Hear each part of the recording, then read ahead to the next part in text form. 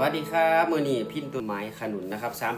3,590ตัวนี้ภาคไฟฟ้าเป็นวงจร EQ แบบเป็นแบบยี่ห้อวิชแมนนะครับ